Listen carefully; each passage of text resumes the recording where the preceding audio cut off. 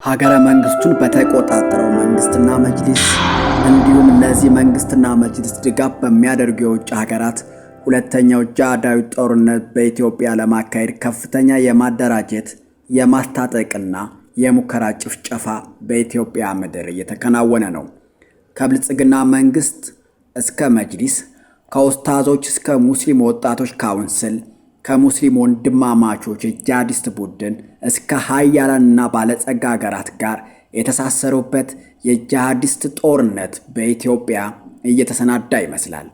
ትናንት በስውር ዛሬ በግልጽ የመጣው በኢትዮጵያ ውስጥ ያለው የሽብር ቡድን ከመጅሊስ ጀምሮ በኢራን፣ ኤምሬት፣ ቱርክ፣ ሳውዲ፣ ሶማሊያ፣ ናይጄሪያ፣ አውሮፓ፣ አሜሪካ ከሚገኙ ጂሃዲስት ቡድኖች ጋር ያለውን ትስስር በማስረጃ ተመልክተነዋል።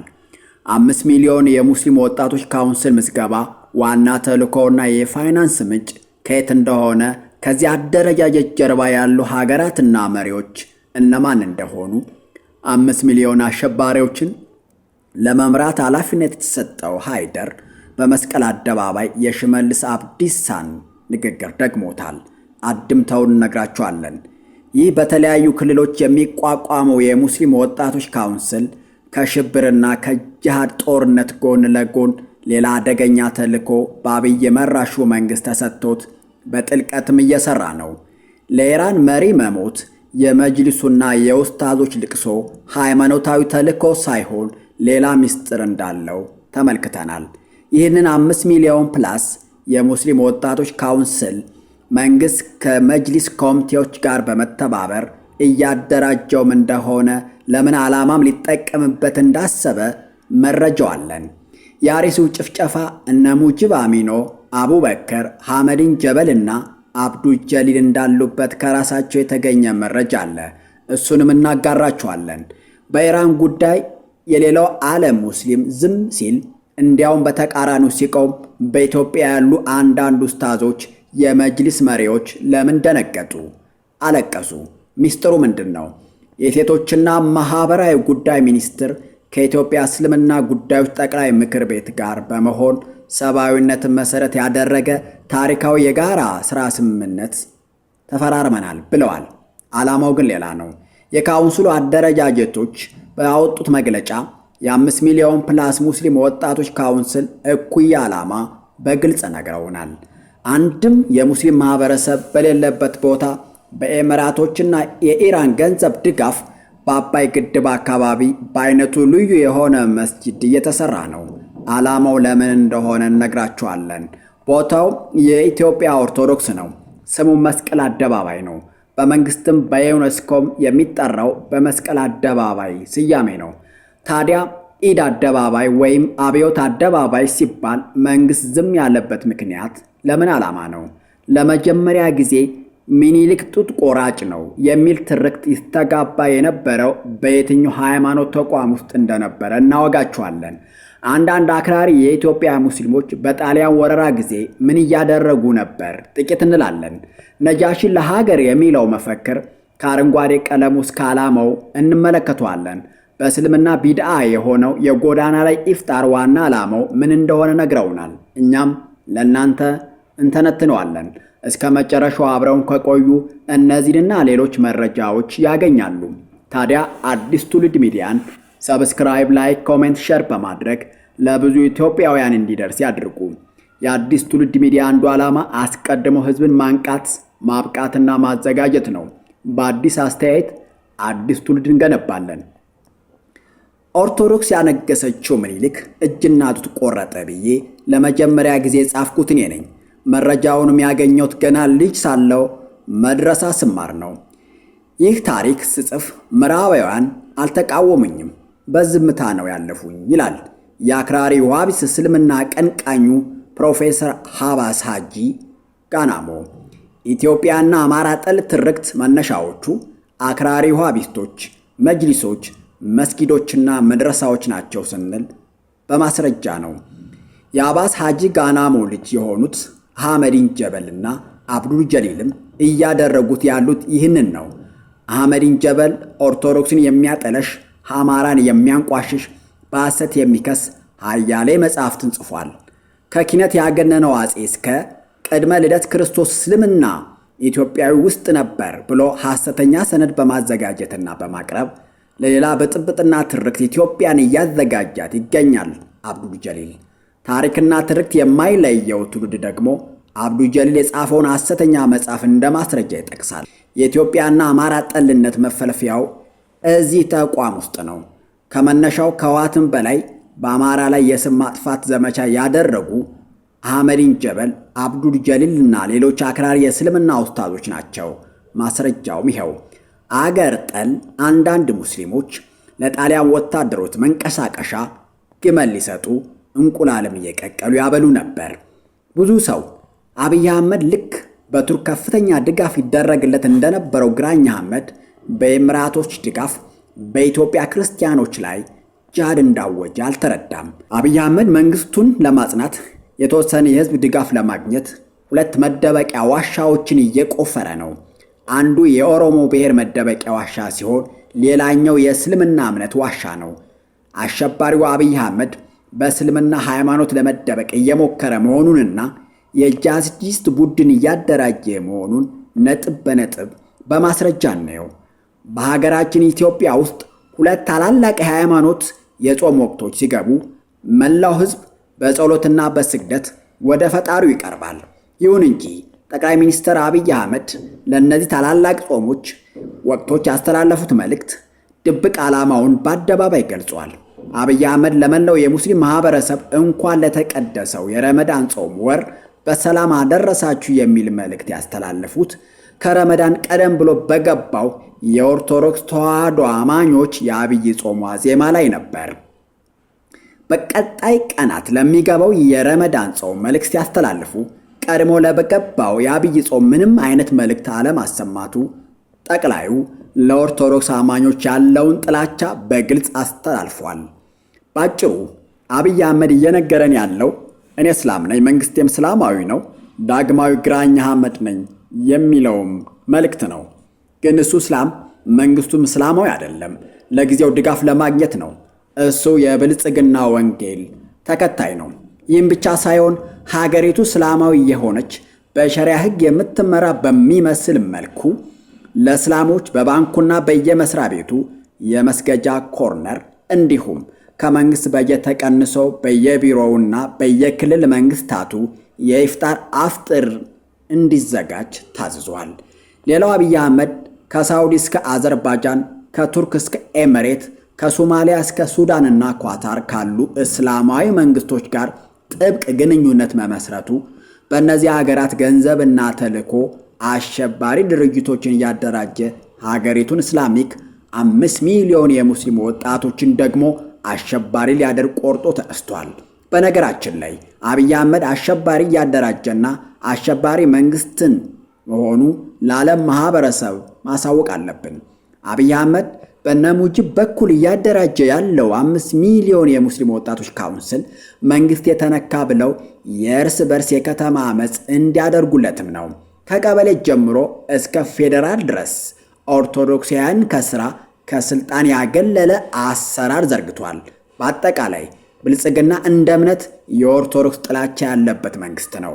በኢትዮጵያ ውስጥ የሚካሄደው የኦርቶዶክስ ዘር ማጥፋትና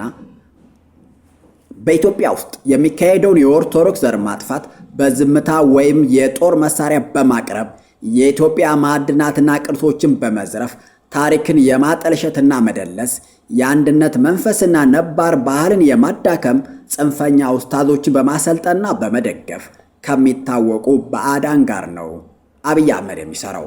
አብይ አህመድ የአፍሪካ አመራር ልህቀት አካዳሚ ሰራተኞችን በሙሉ እረፍት እንዲወጡ አድርጎ ግዙፍ የሆነው ሚስጥራዊ ህንፃ ውስጥ ኤምራትሶች መግባታቸው ይህንን የጂሃዲስት ጦርነትም በኤምራትሶች እንዲመራና ክርስቲያኖችን፣ ቅርሶችን፣ ቤተክርስቲያን እየመረጡ ያለ ርህራሄ በድሮን እንዲጨፈጭፉ ነው። አብይ አህመድ ስልጣን ላይ መቆያ እንደ ዋና መርህ አድርጎ ከያዛቸው ስልቶች ዋነኛው የሀገሪቱን ህዝቦችና ተቃዋሚ ኃይሎችን እርስ በርስ ማጋጨትና በፍርስራሹ መካከል ጎልቶ መውጣት እንደሆነ ይታወቃል። ባለፉት 8 ዓመታት ፍቅር፣ ሰላምና መደመር ተብሎ ባሸበረቁ ቋንቋዎች የተሸፈነው ይህ የመከፋፈል መርዝ የከፋ ሰብአዊና ቁሳዊ ውድመትን አስከትሏል። ወንዝ ተሻግሮ የመጣብን ፋኖ የለም። እየገደለን ያለው ከመኖሪያ ቤታችን እያፈናቀለን ያለው ራሱ መንግስት ነው። ራሱ መንግስት አሰልጥኖ አስታጥቆ ያሰማራብን የራሱ የመንግስት ፋኖ ነው ብለዋል በአርሲ ከጭፍጨፋ የተረፉ ወገኖች። ደርግ እምነት አልባ መሪ ነበር። ታዲያ ከቤተ ክርስቲያን በመንጠቅ መስቀል አደባባይን አብዮት አደባባይ ብሎ ቀየረው። ኢህአዴግ ሲመጣ ደግሞ ወደ ነባር መጠሪያው መስቀል አደባባይ መለሰው። አሁን ደግሞ ሌላው እምነት አልባው አብይ አህመድ ህጋዊና የቀድሞ ስሙን ደልዞ አብዮት አደባባይ ወይም ኢድ አደባባይ ሲሉት ፈቅዷል። ይህ ሌላኛው የአብይ አህመድ በሃይማኖቶች መካከል ጦርነት ለማስነሳት ያለውን ከፍተኛ ፍላጎትና ኦርቶዶክስ ጠልነቱን ያሳያል። በነገራችን ላይ እነ አቡበክር መስቀል አደባባይ ብሎ ለመጥራት ሁሉ ይጠላሉ። ይህ በየትኛውም ዓለም የሚገኝ ሙስሊም እንዲህ አያደርጉም። ጥላቻቸው ስያሜ እስከ መቀየር ስሙን ለመጥራት እስከ መጠየፍ የደረሰ ነው ለማለት ነው። ይህንን የእነዚህ መርዘኛ ሰዎች ዓላማ በግልጽ ይነግረናል። የሴቶችና ማህበራዊ ጉዳይ ሚኒስቴር ከኢትዮጵያ እስልምናና ጉዳዮች ጠቅላይ ምክር ቤት ጋር በመሆን ሰብአዊነትን መሰረት ያደረገ ታሪካዊ የጋራ ስራ ስምምነት ተፈራርመዋል ይላል ኢቢሲ። ያ ማለት ወንዶችን ሙጂብ አሚኖ ሲያደራጅ የኢትዮጵያ ሴቶችና ማህበራዊ ጉዳይ ሚኒስቴር ደግሞ በመንግስት ስም ሴቶችን ለሽብርና ለአመጽ ያደራጃል ማለት ነው። ሌላ ሚስጥር የለውም። የኢራን ሚሊታሪ በማህበራዊ ገጹ ላይ የዓለም ሙስሊም ወጣቶች ተዘጋጁ ባለው መሰረት እነ ሙጂብ አሚኖ በቤተል አደባባይ 5 ሚሊዮን የሙስሊም ወጣቶች ካውንስል በኢትዮጵያ ምዝገባ በይፋ ጀመሩ። ያው ተዘጋጁ ተብሏልና የአልቃይዳ መመልመያ ስልት ያ ሐማስን የወለደ ያ የነ አይማን አልዘዋሪ መነሻ ድርጅት ያ በአረብ ሀገራት የታገደው ድርጅት ያ ከአሜሪካው ጥቃት በኋላ ኢትዮጵያ ውስጥ የታገደው ድምጻችን ይሰማ ያ በውጭ በስምና በተግባር የምናውቀው የሙስሊም ብራዘርሁድ ያለምንም ዓላማና አካሄድ ለውጥ ኢትዮጵያ ውስጥ ከቻለ። የሙስሊም ወጣቶች ካውንስል በሳውዲ፣ ግብጽ፣ ባህሪን፣ አረብ ኤሚሬት በሕግ ሲታገድ ኢትዮጵያ ላይ ከአሸባሪው መንግስት ጋር ተጣብቆ ህጋዊና ቅዱስ ዓላማ የያዘ መስሎ መጣላችሁ። ኢራን በጎረቤት እስላሚክ ሀገሮች ላይ ከፍተኛ ጥላቻ ያደረባት ይህንን ሙስሊም ብራዘርሁድ ድርጅቷን ስላገዱባት ነው። የኛዎቹ መሪው ሲሞት ምድር ብለው ያለቀሱት ደግሞ የገንዘብ ድጋፍ ስለሚቋረጥባቸው ነው። የሙስሊም ዩዝ ካውንስል አስተሳሰብ በ1960ዎቹ እስከ 1970ዎቹ ዘመን በብዙ ሀገሮች የመነጨ ነበር። የሙስሊም ዩዝ ካውንስል አስተሳሰብ በ1960ዎቹ እስከ 1970ዎቹ ዘመን በብዙ ሀገሮች የመነጨ በመጨረሻም ከ300 በላይ ሽብር ድርጅቶችን የፈጠረ ብዙ ሙስሊም ሀገራትን ያወደመ በሚሊዮን የሚቆጠሩ ሙስሊሞችን ብዙ ሙስሊም ሀገራትን ያወደመ በሚሊዮን የሚቆጠሩ ሙስሊሞችን በፈንጅና በጥይት የጨረሰ ብዙ ሙስሊሞችን ያፈናቀለ ብዙ ክርስቲያኖችን በጭካኔ ያረደ አደረጃጀት ነው። የሙስሊም ወጣቶች ካውንስል ታሪክ ይህ ነው። በዓለም ዙሪያ በሚሊዮን የሚቆጠሩ ንጹሃንን ህይወት የቀጠፉ ሀገራትን ያፈራረሱ እንደ አይኤስ እና ቦኮ ሃራም ያሉ አሸባሪ ድርጅቶች ዋነኛ ገንዘብ ምንጭና የርዕዮተ ዓለም መፈልፈያ የነበረው የሙስሊም ወጣቶች ካውንስል ዛሬ በኢትዮጵያ ስሙን እንኳን ሳይቀይር በይፋ መንቀሳቀስ መጀመሩ የነገዋን ኢትዮጵያ በከፍተኛ አደጋ ላይ የሚጥል ክስተት ነው።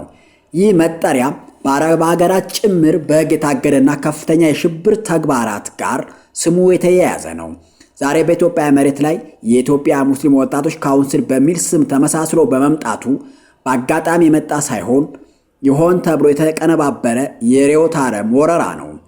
በመላ ሀገሪቱ በሚገኙ መስጊዶች 5 ሚሊዮን ወጣቶች አባል ለማድረግ የታለመው ዘመቻና ከእያንዳንዱ አባል የሚሰበሰበው 250 ብር በአጠቃላይ ሲሰላ ከ1.2 ቢሊዮን ብር በላይ ጥሬ ገንዘብ በአንድ ጽንፈኛ ድርጅት እጅ እንዲገባ ይደረጋል። ይህ ግዙፍ ገንዘብ ክርስቲያኖችን ለሚያርዱ፣ ቤተክርስቲያንን ለሚያቃጥሉ፣ ቀጣይ ለታቀደው መንግስታዊ አመጽ ለእያንዳንዱ ወጣቶች ድጋፍ ይውላል። ከሁሉም በላይ የሚያሳዝነውና የሚያሰጋው ይህ አደገኛ አደረጃጀት በመንግስት መዋቅር በብልጽግና ጥላ ስር ሆኖ እንቅስቃሴውን ማጧጧፍ ነው። መንግስት ለፖለቲካዊ ትርፍ ለጊዜያዊ ድጋፍ ሲል ኃይሉን መጨፈኑ ነገ ሀገሪቱ በጽንፈኝነት እሳት ስትቃጠል እሳቱን የሚሞቁ ኃይሎች በገዛ እጁ እያሳደገ መሆኑን ካለመረዳት የመጣ ነው። ከሶማሊያ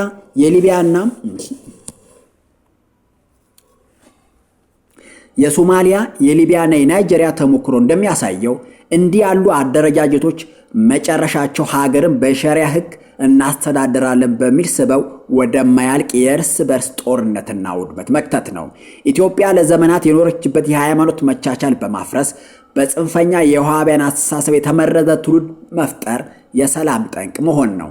ከሽብር ጋር ግንኙነት ያላቸው ድርጅቶች በኢትዮጵያ በነፃነት መንቀሳቀሳቸው ሀገሪቱን በዓለም አቀፍ ማህበረሰብ ዘንድ እንድትገለልና ከፍተኛ ዋጋ እንድትከፍል ያደርጋታል።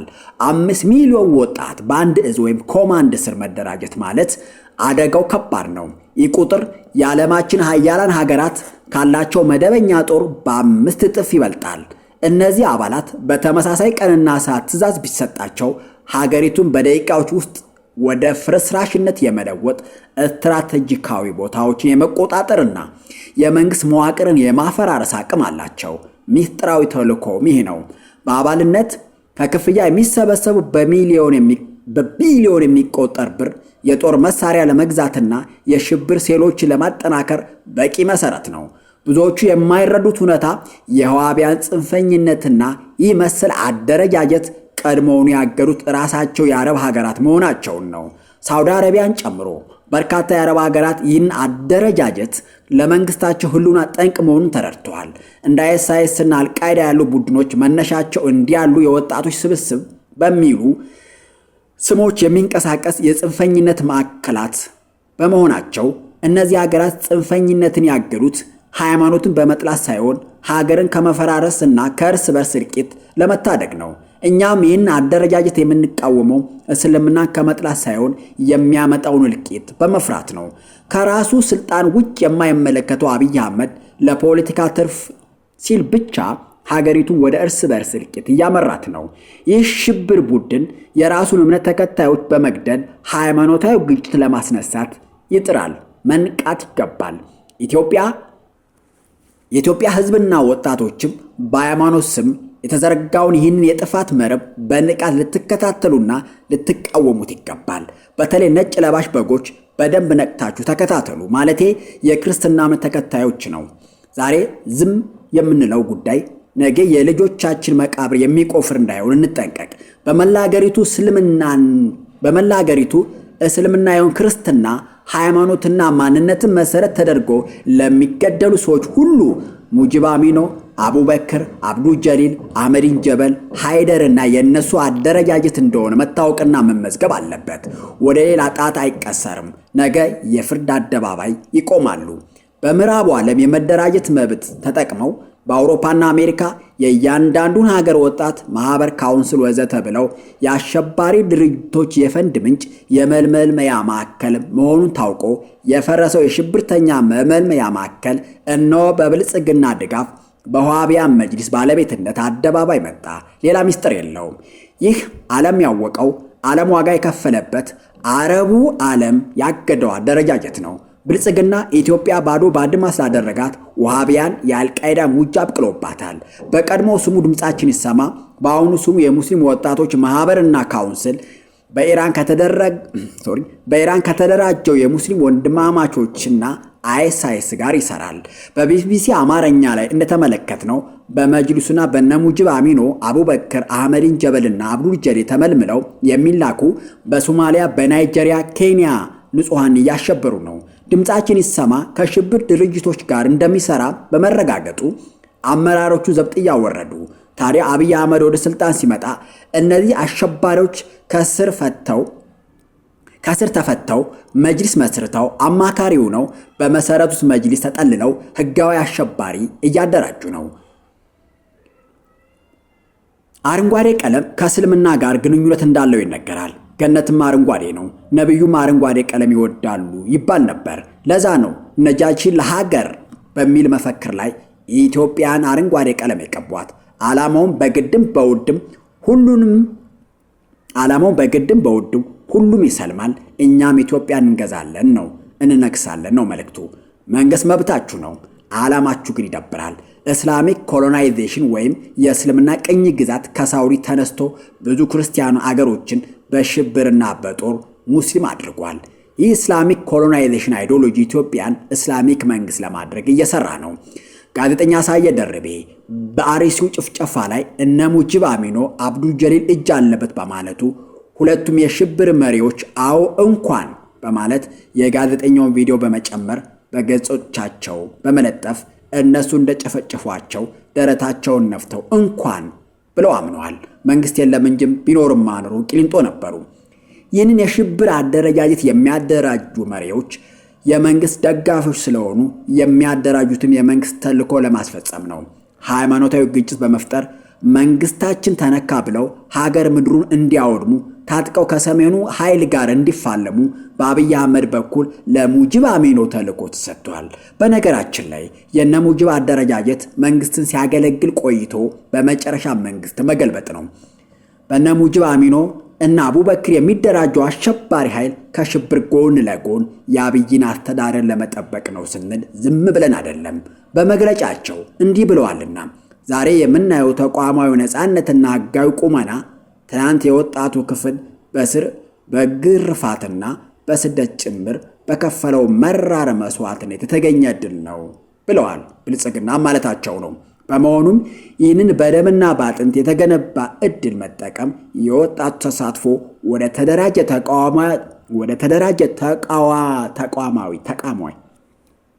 ተደራጀ ተቋማዊ ኃይል መለወጥ የወቅቱ ተቀዳሚ ተግባራችን ነው ይላል።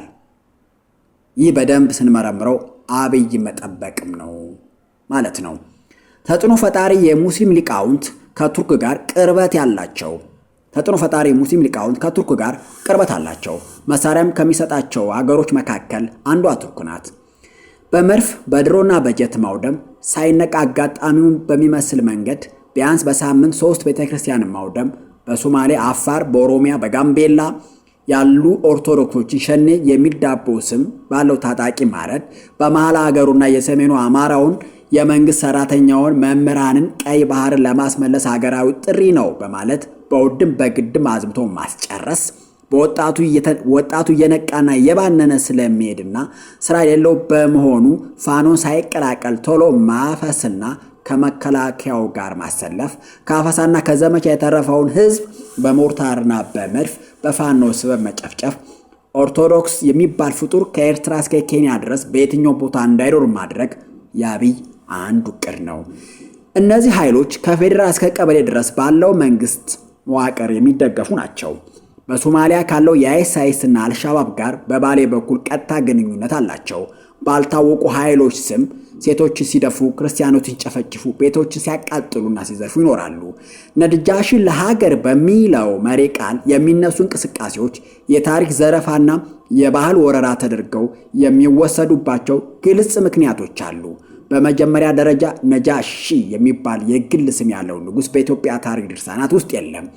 ነጃሺ የሚለው ቃል ነጋሲ ከሚለው የግዕዝ ቃል የተወሰደና ንጉሥ የሚል ትርጉም ያለው የሹመት መጠሪያ እንጂ የአንድ የተወሰነ ግለሰብ ስም አይደለም።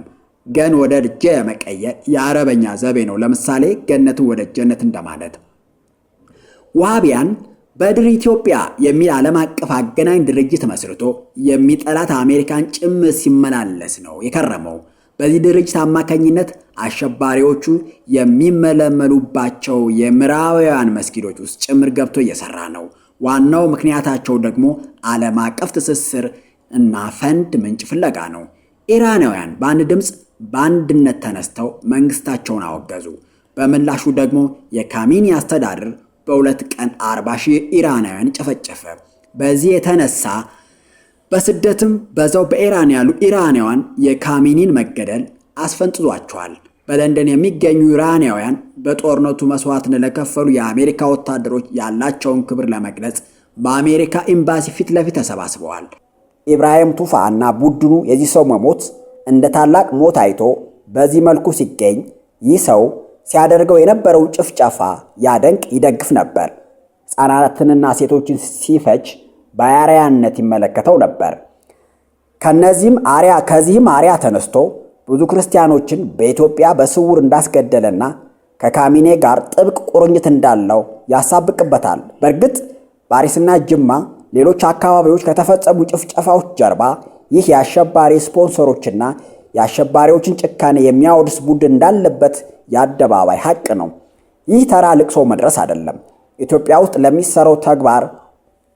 ውስጥ ለሰራው ተግባር ውለታ ስላለበት ጭምር ነው። የአሸባሪ ስፖንሰር የሆኑ የኢራን መሪዎች የነቱፋን ቡድን ድጋፍ ሲሰጡበት እንደቆዩና ያላቸውን ትስስር ጭምር የሚገልጽ ነው። ወሃቢያን በዓለም አቀፍ ደረጃ ሽብር የሚፈጥሩ ቡድኖችን ጋር ያላቸው ትስስር በነቱፋ የበላይነት ለመተግበሩ እንደ ምሳሌ የሚጠቀስ ነው።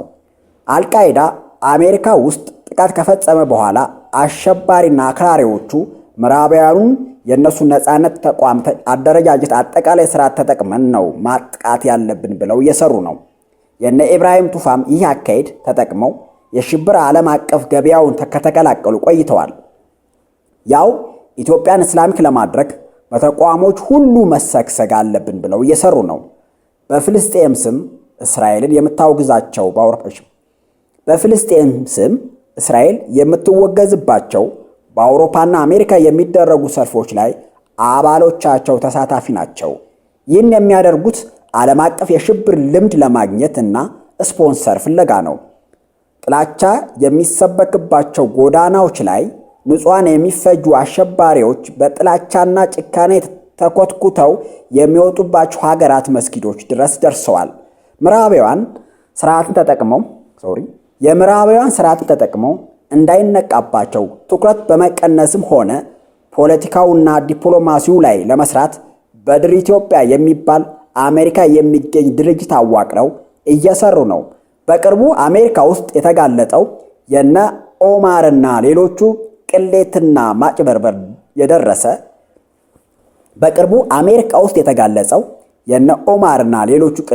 ማጭበርበር ድረስ የዘለቀ ተግባር ውስጥ የገባ ቡድን ነው።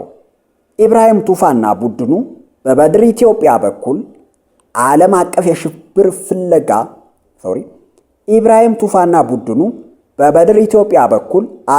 የሽብር ልምድ ፍለጋ እያደረገ ነው። አሁን ልቅሶ የሚደርስለትና ሌሎችም ዓለም አቀፍ የሽብር አጋፋሪዎቹ እናጠፋለን ወደሚሏት አሜሪካና ሌሎች ሀገራት ተመላልሶ የስፖንሰር ፍለጋና ኔትወርክ ዝርጋታ እየሰራ ይገኛል። ይህ ቡድን በኢትዮጵያ የሽብር ተግባርን ተለማምዶ እንደ ሕጋዊ ስራው ስለያዘው የአሸባሪዎቹ አለቃ ማወደስን ሳይሸማቀቅ ሳይሰጋ በይፋ አሳይቷል። የዚህ ቡድን እያንዳንዱ ተግባር በአሸባሪዎችና አለቆቻቸው ልምድ ወስዶ ኢትዮጵያ ውስጥ እየፈጸመም ነው። ይህ ቡድን ገንዘብ የሚጠይቃቸው በአረብ ሀገር የሚኖሩ ኢትዮጵያዊ እህት ወንድሞቻችን ሲሆን ይህ የሚያለቅስለት አረመኔ በስራው ክፉ ስርዓት ሚሳኤል እየዘነበና እየተሸበሩ እየሆኑ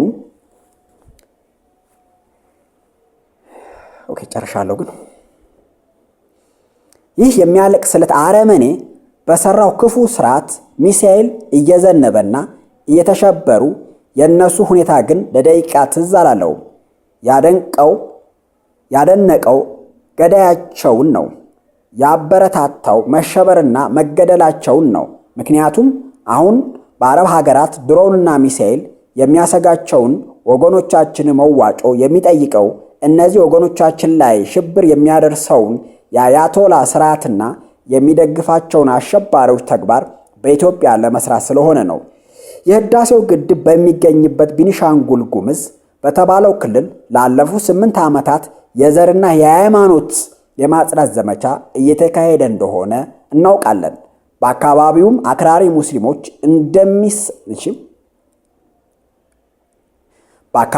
አክራሪ ሙስሊሞች እንዲሰፍሩ የተደረገም ነው። ከግድቡ ጥቂት ኪሎ ሜትር ርቀት ላይ በባዶ ሜዳ ላይ ትልቅ የሆነ መስጊድም እየተገነባ ነው። የእምነቱ ተከታይ በሌለበት ከህዳሴው ግድብ በጥቂት ኪሎ ሜትር ርቀት ላይ ለምን ይህ ድርጊት ይከናወናል ካልን ሚስጥራዊ እቅዶች ስላለው ነው።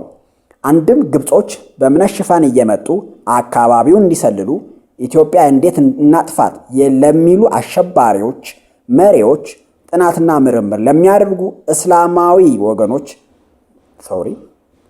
አንድም ግብጾች በእምነት ሽፋን እየመጡ አካባቢውን እንዲሰልሉ ኢትዮጵያን እንዴት እናጥፋት ለሚሉ አሸባሪ መሪዎች ጥናትና ምርምር ለሚያደርጉ እስላሞች ማመቻቸት ነው። ሌላው የአካባቢውን ማዕድንና ውሃ ሀብት በቅርበት ለመቆጣጠር ነው። እንደተጨማሪም አባይ ግድብን በመጠቀም እስልምና ለማስተዋወቅ ሀገሪቱን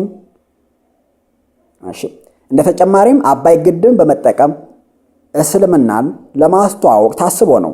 ማስረጃም ከኢፍጣር ዓላማ እንነሳ። የጎዳና ላይ ኢፍጣር በኢትዮጵያ ፓብሊክ ስፔስ ፉክክሩ ግብግብ ውድድር ሂደት ውስጥ ኢትዮጵያውያን ሙስሊሞች በአገሪቱ መዲና ላይ ያላቸውን ታያይነት ወይ ቪዚቢሊቲ ወሳኝ ሽግግር ማሳያ ስለነበረና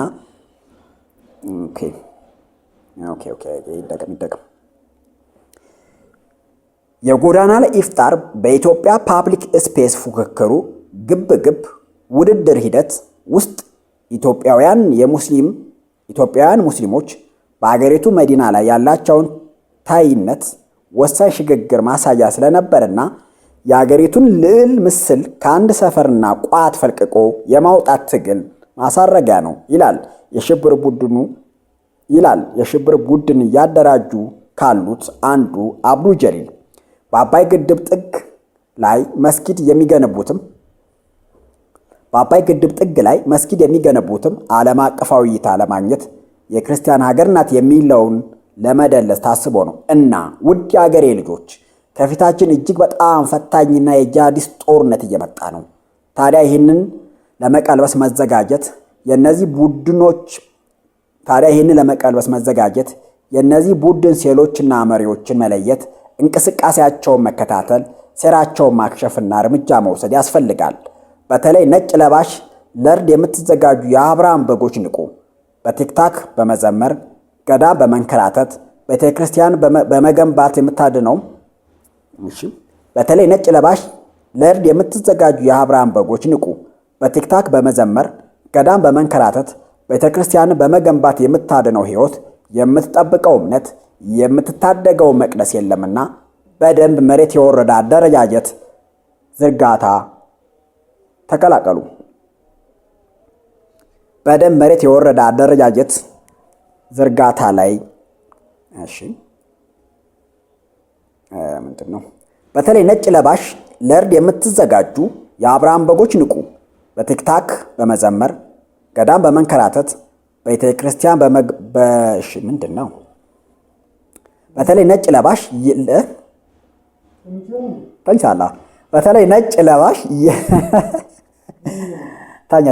በተለይ ነጭ ለባሽ ለእርድ የምትዘጋጁ የአብርሃም በጎች ንቁ።